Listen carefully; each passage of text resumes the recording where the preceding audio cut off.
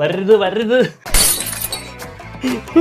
അവര് വന്ന് ഡീസന്റ് ആയിട്ട് വെച്ചിട്ട് പോയി. അപ്പോഴും ഞാൻ വിചാരിക്കുന്ന അയ്യോ ഒരു പൊടി പോലും തറയിൽ വീഴാതെ അവർ അത്രയും ഡീസന്റ് ആയിട്ടാണല്ലോ ചെയ്തിട്ട് പോയെന്ന്. ചെറിയൊരു കൈബത്തം പറ്റിപ്പോയി ഗൈസ്. നമുക്ക് സംഭവം വേറെ ഒന്നുമില്ല, കയ്യിൽ നിന്ന് കുറച്ച് പൊടി ഇവിടെ ആയി. നമ്മളിവിടെ ചെറിയൊരു ഡ്രില്ലിംഗ് പരിപാടി നടത്തി. അത് ഇതിന് വേണ്ടിയിട്ടാണ്.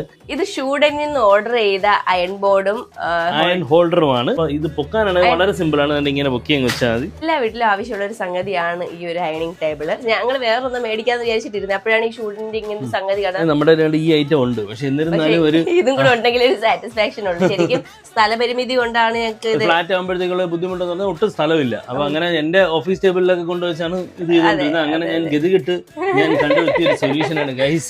അങ്ങനെ വാൾ മൗണ്ടഡ് ആയിട്ടാണ് വരുന്നത്. ഒരു ഈസി ആയിട്ട് കൊണ്ടുവന്ന് ഇൻസ്റ്റാൾ ചെയ്തിട്ട് ടപ്പടപ്പേന്ന് പോയി ഒരു 5 മിനിറ്റ് 10 മിനിറ്റ്. അന്ന് സംഭവം എനിക്ക് എന്താ ഇഷ്ടപ്പെട്ടെന്ന് വെച്ചാൽ ഈ ചവറുവരിയാണ് അവർ ചോദിച്ചത്. നമ്മൾ ഷീറ്റൊക്കെ ഇട്ടെന്ന് പറഞ്ഞാൽ വേണ്ട ചവറുവരി എന്നാ മതി.